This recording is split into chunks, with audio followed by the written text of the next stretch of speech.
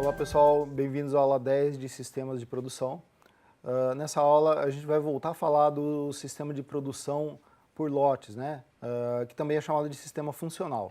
Aqui nessa aula a gente já viu toda a teoria, eu vou mostrar agora na prática, com um modelo de simulação. A gente vai fazer experimentos com esse sistema para confirmar algumas daquelas características que eu tinha passado para vocês na teoria. Então, até agora nas aulas a gente viu a questão do processamento, né, processo das peças, a medição de indicadores e decisões, movimentação, a programação da produção, agrupamento em lotes, o setup, quebras e manutenção. Então, todos esses são componentes de um sistema de produção. Então, a gente já tem aí, a gente viu elementos individuais, agora a gente vai colocar tudo isso junto e montar um modelo de um sistema de produção que é bem mais próximo da realidade, que está aí realmente executando funções mais complexas, de forma que a gente possa fazer experimentos com ele. Então, o sistema de produção por lotes ou funcional, ele recebe esse apelido aí funcional, né? Porque cada posto de trabalho tem uma função, né? Então, tem uma função específica, por exemplo, tem o posto de trabalho da prensa, de furadeira. Então, cada posto ele está separado por função e sempre que você precisa de algum produto que tem que furar para produzir um produto, você leva para aquele posto de trabalho, porque aquele posto tem essa função, né? E as movimentações são sempre por lote. No caso aqui desse exemplo, a gente tem aí os dois tipos de peça operando simultaneamente dentro desse sistema, que é uma ilustração de como aconteceria nesses dois tipos de peça. Então eu vou mostrar para vocês na simulação, vamos criar aqui uma situação, vou mostrar para vocês como é essa situação que foi modelada. Eu tenho o posto 1 que é a furadeira, posto 3 é o torno, posto 4 é uma lavadora, o posto 2 é uma retífica. As movimentações a gente vai assumir que são todas com o mesmo tempo. Os setups, vamos supor que são sempre os mesmos também. E todas as manutenções seguem esses tempos aqui. Eu tenho dois tipos de produto inicialmente que vão trabalhar nesse sistema. Então eu vou produzir aqui o produto 1, que tem essa sequência aqui, e o produto 2, que tem essa sequência, né? Retífica, torno e saída. Essas são as fichas dos produtos. Então, meu produto 1, eu tenho que furar, tornear e lavar. O tempo de processo em cada um desses postos é individual, então note que para fazer o produto 1, para furar o produto 1, eu tenho um tempo e o produto 2, eventualmente seria outro tempo, né? No caso aqui, vou pegar um exemplo aqui, tornear, né? Que eu tenho os dois aqui. Tornear, dependendo do produto, o tempo é diferente. Então, é importante que na informação do produto você tenha o tempo que leva para cumprir aquela etapa de produção naquele posto de trabalho. Então, é o tempo individual por produto. A gente vai ter essa ordem de produção, né? Então eu tenho aqui alternando o produto 1 e 2 com esses tamanhos de lote. No total aqui dá 104 peças, né? Eu vou mostrar então para vocês no modelo de simulação, esse modelo já está montado. Eu vou demonstrar para vocês, módulo a módulo, como é que ele foi configurado. E na verdade ele é uma variação de elementos que vocês já viram antes. Então a gente vai ver isso aí dentro do Arena agora. Ok, então vamos dar uma olhada aqui nesse modelo. É um modelo agora maior, né? Porque a gente está agregando aqui coisas que a gente aprendeu em várias das outras aulas. A gente pode notar aqui, vocês percebem que esse começo aqui, ele é aquilo que a gente viu de sequenciamento da produção, ou seja, é a parte da lógica que coloca, né, que lê as minhas ordens e coloca as entidades para serem trabalhadas. A gente tem aqui, nesse caso, naquele exemplo pequeno, a gente só tinha uma furadeira, né? Era um processo único. Agora a gente tem aqui várias máquinas e cada máquina está aqui representada com a sua entrada através de uma station. Eu tenho aqui a lógica que verifica o setup e aqui a gente acrescentou um batch na entrada, né? Aliás, é um separate, né, que está desagregando o lote para ser processado pela máquina. E no final um agrupamento novamente com o batch. Então essa foi só uma visão geral. Aqui a gente tem uma última instalação que é a saída. eu vou mostrar agora detalhadamente o que a gente tem de novidade aqui, né? Como é que a gente expandiu esse modelo. Começando aqui no Basic Process, informações novas que a gente colocou aqui. Atributos, né? A gente tem aqui alguns atributos que o índice a gente já tinha, tipo também a gente já tinha, que identifica o tipo de peça que está sendo processada, em que o índice serve para mostrar em que ponto da minha ordem eu tô cumprindo. E eu tenho mais alguns novos aqui, que é o lote, que informa qual é o tamanho do lote que pertence a essa entidade, e momento da entrada para eu marcar o momento exato que entrou a primeira peça no sistema, para a gente medir aí quanto tempo levou para executar todo esse processo, né, cumprir todas as ordens que a gente tem para executar. Recursos, a gente tem aqui agora, ao invés de só furadeira, também tem torno, lavadora e retífica, que são os equipamentos que pertencem a esse sistema. Variáveis, a gente já tinha aqui as ordens, e a gente tinha o setup da furadeira. Só que agora nota que como a gente tem mais máquinas, eu preciso ter uma variável de setup para cada uma, né?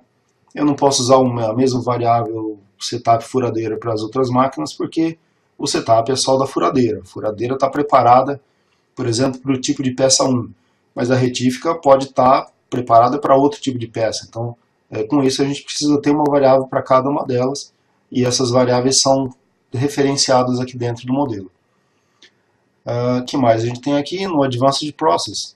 Eu tenho aqui na minha Expression, a gente já tinha aqui a Expression Desenho, a minha Expression Tempos e Sequência, eu tenho aqui agora, tenho duas linhas, né, porque eu tenho dois tipos de peça aqui. Olhando aqui a sequência, né, eu coloquei 4 colunas, que a gente tem no máximo 4 sequências, né, 4 passos de fabricação. No caso aqui, o tipo de peça 1, ela passa primeiro pelo posto 1, depois posto 3, posto 4 e depois vai para a saída. Depois a minha peça do tipo 2, a sequência de fabricação dela é posto 2, posto 3 e saída. E a gente tem aqui uma variável, uma expression com estrutura semelhante a essa, que é a expression tempos. Então nota que aqui eu tenho a mesma estrutura, né, que são 2 linhas e 4 colunas, mas aqui estão os tempos, né? Então na primeiro posto a primeira etapa de fabricação é esse tempo, a segunda etapa é esse tempo e esse tempo. E aqui embaixo a mesma coisa para a peça 2, né? Então aqui fabricação da peça 1, fabricação da peça 2 tem esses tempos aqui. E a gente então aqui vamos passar pela lógica, quais são as novidades aqui na lógica. Aqui nesse assign foi acrescentado aqui o momento da entrada para eu marcar que essa entidade, que é a minha entidade única, está marcando 0, porque quando sai a última entidade, o 0 é o momento que começa a simulação, ele vai fazer a marcação exatamente com o tempo 0. E é isso que está fazendo, um processo bem simples. A outra novidade que a gente tem é que a peça que está sendo gerada aqui na minha ordem, lembrando aqui que esse loop ele gera minhas ordens, essas ordens chegam aqui no assign onde ela é configurada, né? Eu configuro a peça. Então, o tipo que já estava sendo usado, né? Eu pego lá na minha lista de ordens qual é o tipo de peça que vai ser fabricado. Aqui, dependendo do tipo, ele muda o desenho, a gente também já tinha. E essa aqui é a novidade, né? Então, eu tenho um atributo lote, que ele também olha lá nas minhas ordens, vê qual é o tipo, né? Qual é o tamanho do lote que vai ser fabricado, e coloca aqui nesse atributo, né? Então, a partir desse momento, a entidade sabe qual é o tamanho do lote dela. Na sequência, a gente tem aqui, então, o posicionamento na station chegada. Então, agora elas estão na posição chegada. Eu coloco meu índice para 1, ou seja, agora eu vou começar a minha fabricação, né? Então, a minha peça ela tem que ir para a primeira etapa de fabricação. Eu vou usar o meu atributo índice para dizer para a peça em qual etapa ela está. Então ela começa sempre no 1, por isso que aqui nessa chegada aqui ela é colocada como 1. Aqui tem um batch que está formando o lote, né? Então lembrando que esse separate aqui ele está duplicando aqui de acordo com o lote, né? O coluna 2 das ordens ali é o lote. Então estão chegando várias entidades aqui. E elas vão estar sendo agrupadas conforme o lote que elas têm. Então, o meu lote aqui é o tamanho do lote é dado pelo atributo lote, né, que a gente acabou de configurar ali naquele assign. Feito isso, agora eu tenho uma única entidade que sai aqui, né, que é uma entidade agrupada. Voltando aqui, o importante, né, é um lote temporário, ou seja, ele só está sendo agrupado para ser transportado. Então eu tenho aqui a minha primeira movimentação, segue para o primeiro posto de trabalho. E como é que eu faço isso, né? Cada tipo de peça que está chegando aqui tem um primeiro posto, né? Se for a peça do tipo 1, ela vai para um lugar, se for a peça 2, vai para outro lugar. Então eu faço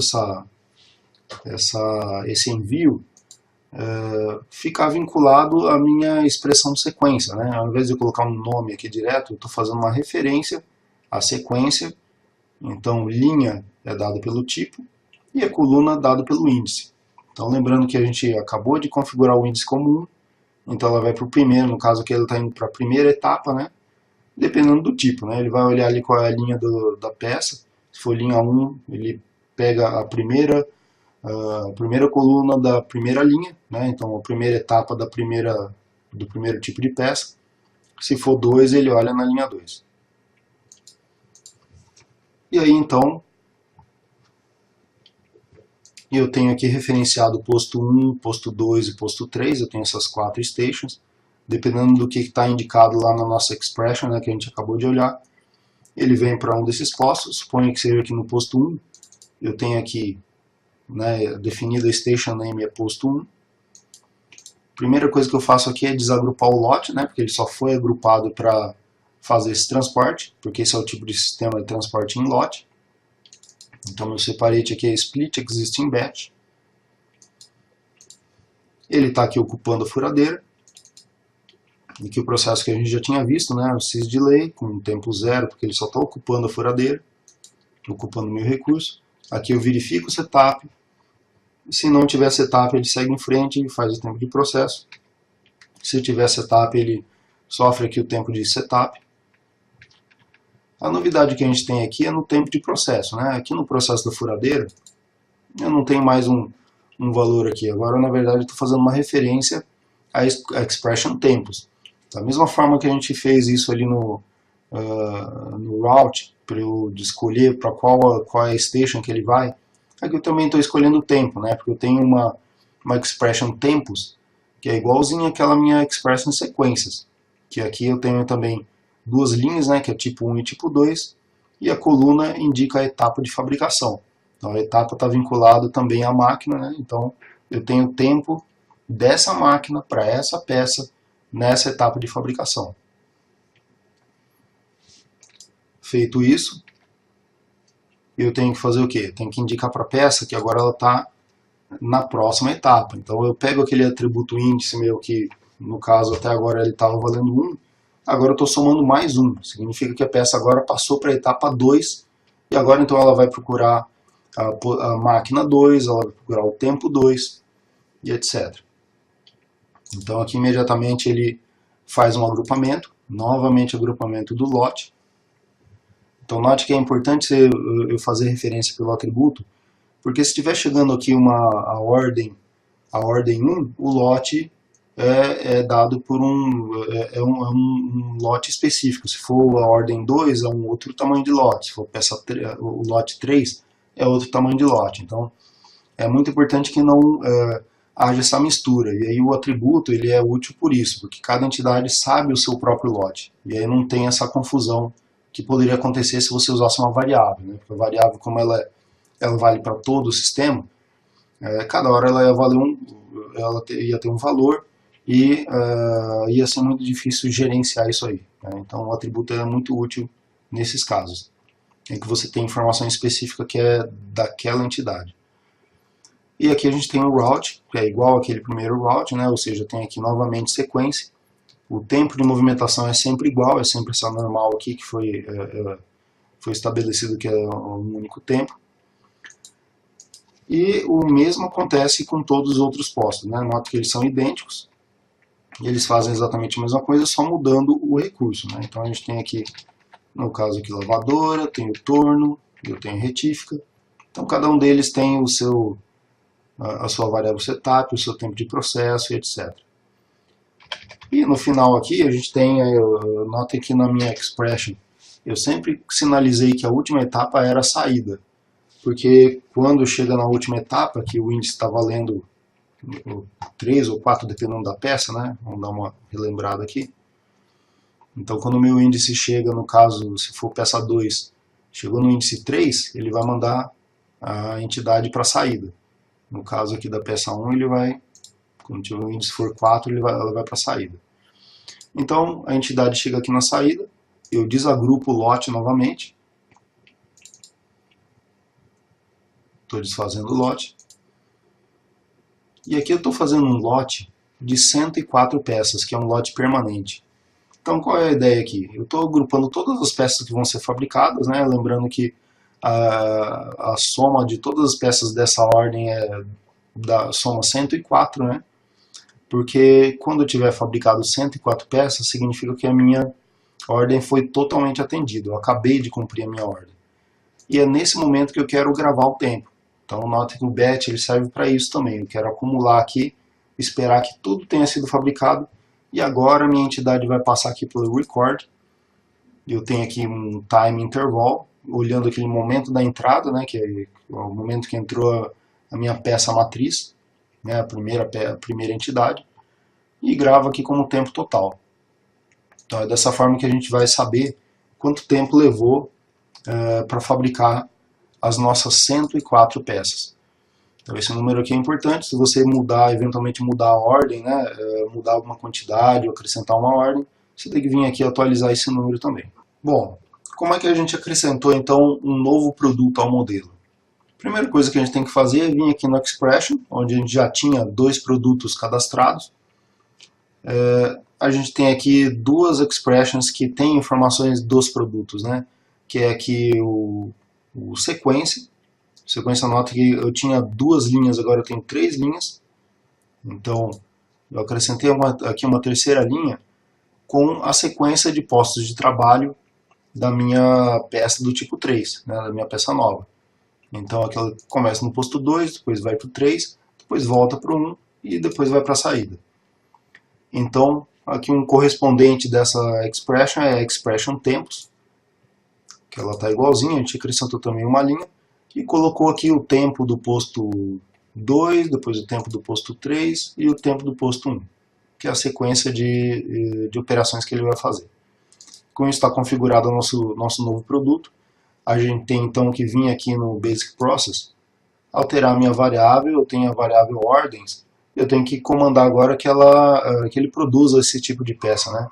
A gente tinha só 4 linhas, que eram alternando produtos 1 e 2, e eu acrescentei aqui uma quinta linha, produzindo o produto 3, né, 28 unidades dele. E aí, mais uma vez, a gente tem que ver aqui a soma de tudo isso aqui, e tem só 2 pequenas modificações que a gente tem que fazer no fluxo. Uma, olhar qual é a soma de tudo isso aqui que vai ser produzido, e alterar o tamanho desse batch aqui. Né? Lembra que o batch ele estava em 104, agora eu tenho que ter 132. Então ele vai acumular 132 entidades, que é o total de ordens feitas. E alterar também aqui nesse decide, né, que tem a lista de ordens, porque ele agora está lendo uma ordem a mais. Então ele tem que olhar que ele só pode seguir em frente se o índice for menor do que 6, que no caso é 5, né? 5 é o máximo. A hora que o índice chegar a 6, essa expressão aqui vai ser falsa, e a entidade vai sair do sistema, porque nesse momento ele vai entender que não tem mais ordens para serem executadas. Ok? É só isso que tem que ser modificado. Nosso modelo agora é capaz de produzir uma terceira peça, sem que você tenha que acrescentar nada aqui em termos de novas lógicas de máquina, etc. Porque a gente só está acrescentando uma nova peça, não está acrescentando um novo equipamento. Né? Ok, pessoal, então com esse modelo nós vamos fazer alguns experimentos, né? Esses são os experimentos aqui. Primeira coisa, analisar os KPIs, ou os indicadores desse modelo do jeito que ele está, ou seja, na situação inicial. Eu vou fazer um outro experimento que é mudar a ordem de fabricação, ou seja, a gente vê o impacto aí de você alterar aquela ordem, o que acontece no sistema, né? Outro experimento, fabricar somente um tipo de produto, né? Eu tenho 2 produtos sendo fabricados aí. E se eu fabricar só um tipo, né? A outra situação é incluir novos produtos no sistema. Atualmente eu tenho 2, eu quero incluir mais 2 produtos nesse sistema, operando todos juntos ali naquele mesmo, no mesmo processo, né? Então, analisando os KPIs, né? Se você pegar o modelo do jeito que ele está e rodar, você vai ter aqui que o tempo total de fabricar aquelas 104 peças foi 5,9 horas. A utilização dos meus recursos é essa aqui, né? A gente vê que a furadeira é que está mais ociosa. A gente tem um torno aqui que é o recurso mais ocupado, foi 66%. E a gente tem uma informação importante que é o work in process, ou seja, esse work in process é o estoque em processo, que significa, em média, quantas peças ficaram dentro do meu sistema ao longo do tempo, né? Quantas peças ou quantas entidades, no caso as entidades aqui são as peças, né?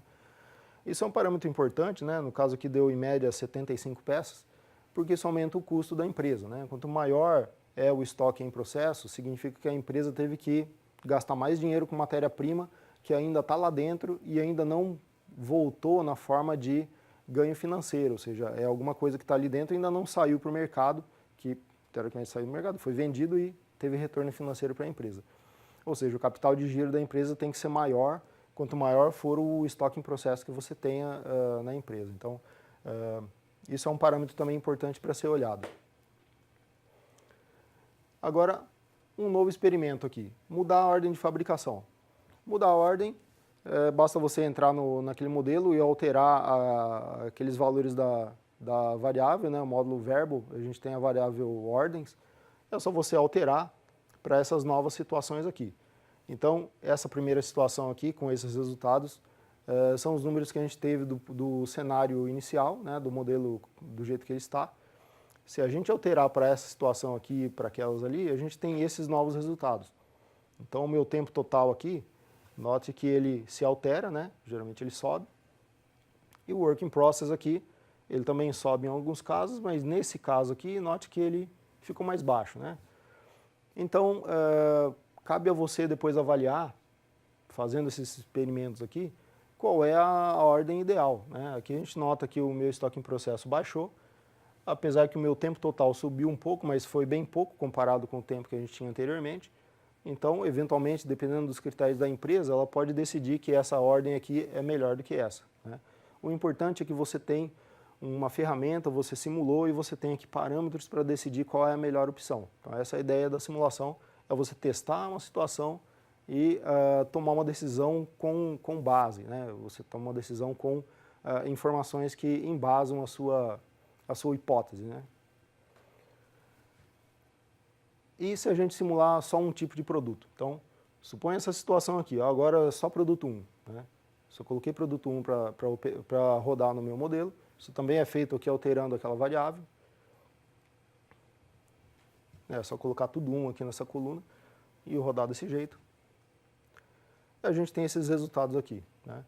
Então, chamando a atenção aqui da utilização dos equipamentos, nota que a minha retífica ficou com utilização 0, né? Então, e por que isso aconteceu? Porque a peça 1 ela não usa esse equipamento, né? Então, isso é um indicativo de que pode não ser interessante você produzir uma peça só. Esse sistema de produção, se você usar ele para produzir só um tipo de peça, significa que você tem recursos ociosos aqui, você não precisaria ter esse produto. Eventualmente, você pode usar um outro tipo de sistema de produção que não precise de tantos equipamentos diferentes. E aqui o seu work in process também ficou um pouquinho maior. Agora um outro experimento, se a gente colocar novos produtos, né? Eu tenho um novo produto que é o produto 3, que ele tem que retificar, tornear e furar. Então note aqui uma coisa interessante, que eu começo com o posto 2, posto 3, depois ela volta para o posto 1. Né? Então nota que no sistema de produção por lote, que é funcional, como você tem postos de trabalho cada um com a sua função, a ordem aqui não é restritiva, né? Você pode colocar em qualquer ordem, ele pode voltar lá para a furação, isso significa que as funções, né, os postos de trabalho, podem atuar em qualquer ordem, né? E a gente tem aqui o produto 4, né, que é tornear, pintar e lavar, mas pintar, né? Pintar, eu não tenho esse recurso no meu sistema. né? Então aqui eu estou querendo uma flexibilidade que o meu sistema não é capaz de me dar, né? Eu consigo variar aqui com esses recursos que eu tenho, mas esse recurso aqui eu não tenho, né? Então esse produto aqui eu não sou capaz de fabricar. Então você percebe que a gente tem duas limitações nesse sistema de produção. A gente tem uma limitação de você ter uma variação muito grande de produtos ou muito pequena. Se você tem uma variação muito pequena, como aquele exemplo de um tipo de produto só, você tem uma consequência que é ter recursos ociosos que não são utilizados. E se você tenta ter uma flexibilidade muito alta, que é atender qualquer tipo de demanda do cliente, você também não consegue porque você tem limitação dos recursos. Então, nesse caso aqui, se você quer atender qualquer tipo de cliente, seria o caso de você fazer aquele sistema de produção por produto, né? Então, aí você teria que ter muitos recursos diferentes disponíveis e o produto seria também mais caro, né? Você tem todas as consequências envolvidas aí. Então, esse sistema de produção por lote, ele se situa ali no meio entre você ter uma variabilidade muito grande, uma flexibilidade muito grande ou uma flexibilidade muito pequena. Ele está ali no meio, você tem uma flexibilidade razoável, mas ela não é extrema, e também se você quiser trabalhar só com um tipo de produto, você tem uma consequência. Então, nesse cenário aqui, vamos estudar essa situação, né? Eu coloquei só o meu produto 3, acrescentei aquele no final da minha ordem. No caso, então, eu tenho aí 132 peças. E a gente tem aqui esses resultados, eu tive a utilização aqui Tenho essas utilizações aqui, então você percebe que todos os recursos estão sendo utilizados em um nível razoável. Eu tenho o tempo total que é maior do que aqueles que a gente viu, mas isso é natural porque a gente está produzindo mais um lote, né? Tem mais um produto sendo produzido. E o work in process também aumentou aqui pelo mesmo motivo. Ok, pessoal, é isso. Obrigado e até a próxima aula.